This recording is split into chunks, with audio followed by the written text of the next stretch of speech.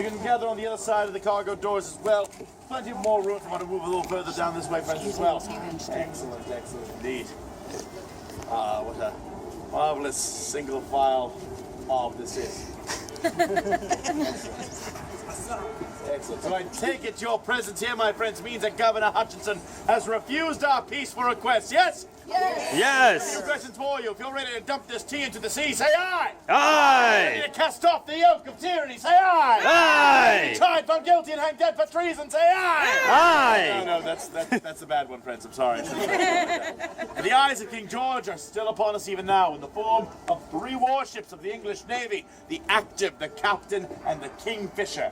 And these terrifying vessels lie in anchor 500 yards away from our present location. Don't bother looking for them, though. It's nighttime. You can't see them, but they're there. With 106 cannon between the 3, enough firepower to render Griffin's Wharf to lumber, sink this whaling vessel, and kill us all!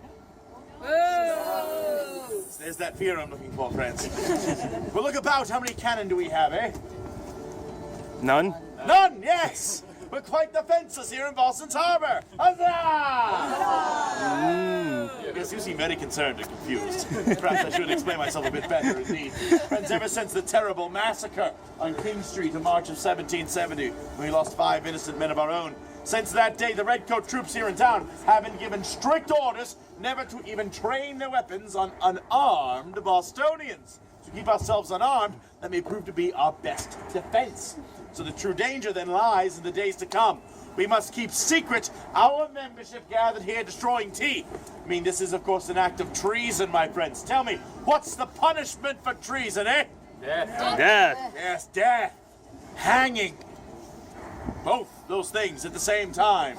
I like to avoid that fate as best I can, my friends. But if you're willing to press on despite all these dangers, say aye! Aye! Oh, very good. Now, who wants to destroy someone else's property, eh? Aye! I brought up these 3 chests of tea from the hold. They weigh about 300 pounds apiece, so let's let the children do it. I mean, 3 days is the best labor. Step forward, young ones. You can help each other out. Teamwork is appreciated. Why don't you 2 gentlemen take that one right there, eh? We get 2 on this one. You know, at the end, the ones in Jared help out with that one, eh? Why don't you help out with that one at the end? And friends, if you want to help out with any of these, feel free. But do not worry, there'll be time for everyone to destroy tea later on. Now, these aren't just chests of tea. They're symbols of a greedy monarchy. Do you want to pay the king's tax? No! Ready in the count of 3, ready? 1, 2, 3, over the side! Huzzah! Huzzah! Look at it, sinking like stones to the bottom of the harbor. Completely just... All right, stop looking. Take our word for it, please. We've destroyed 3 chests of tea. Huzzah! Huzzah! Only 109 remain. Oh, I lose your enthusiasm now. Well, it's best we go below and assess the work that remains. Now, Mercy, keep a watch, will you? I will indeed, just in case any redcoats do come ashore. Excellent. Always trust the Scully sister. Now, friends, we're going to head down to the belly of this ship. So form behind me, heading down this staircase, an angry, loud, riotous, single-file line, using the handrails, minding a step, no running, no pushing. As we like to say here in Boston, it's safety first, treason second. Huzzah! Huzzah! This is not a merchant ship by trade. It's a whaler. But between their huts, they would take our extra cargoes as a way to make more money. As you see, there are some of these unmarked chests about. Those will be for manufactured finished goods. Could be cloth and clothing, pewter candlesticks, china tea sets, newspapers, letters of correspondence. You have these barrels amidships here. The lighter colored barrels be for dry goods, wheat, grain, barley, spice, and the like. The dark barrels have been treated with tar and pitch to be watertight, so wet goods will be within. Water for the sailors to drink. Pickled vegetable like sauerkraut to keep scurvy at bay. Molasses that we haul off and turn into rum. But we're here for one thing and one thing alone, friends, the Tea! Yes, the tea in the white canvas chest we see all about us. It's all the white canvassing that's a giveaway. Upon these chests you see a very distinctive black mark. There's the chop or merchant mark of the United East India Company. The heart shape resembles the hold of a ship, much like what we are in. The 4 on top is the mast and sail, and within our 4 letters, VEIC for United East India Company. I know you don't spell United with a V. It's a whole Latin thing we're into back then, all right? Now, there would be quarter chests on board at quarter the weight, half chests on board at half the weight, but these full chests weigh 360 pounds apiece, packed in tight with loose-leaf tea that is wrapped for preservation and protection in a foil made entirely out of lead. And to provide that wonderful taste only lead can provide your food and drink.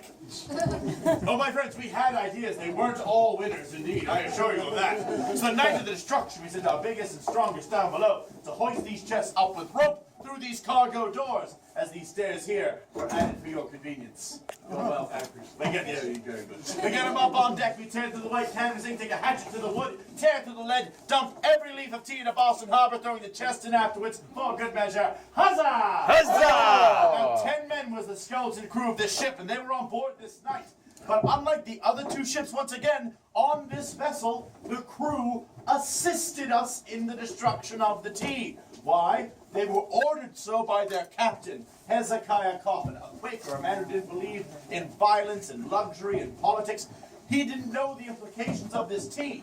So when he saw 50 angry sons of liberty storming his vessel, demanding the tea, he merely said, all right, men, help them out, just take care of it, and make sure that nothing else is harmed, so you can still make a profit after this night.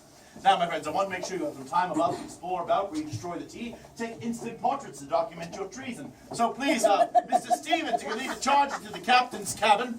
You're going to take a look around, of course, and then make your way back above decks to re-destroy the tea. As I said, ask any questions myself or Mercy Scalise you may have. Take those instant portraits of your family, photos, your photo cases, what have you. Of course, afterwards you'll get on to the next part of the journey. Most patriotic treason ever. I was to harm to anyone, it would bring more pressure upon us, and the mass effect of that pressure would be just devastating. Truly, We are trying truly. to keep it peaceful tonight. I can report to you Massive. that successfully. Very nice. Very good, friends. been a We fun are going weekend to with begin all to that. move ashore. Take any last-minute pictures, and then follow me this way. All ashore, going ashore, friends. Yes.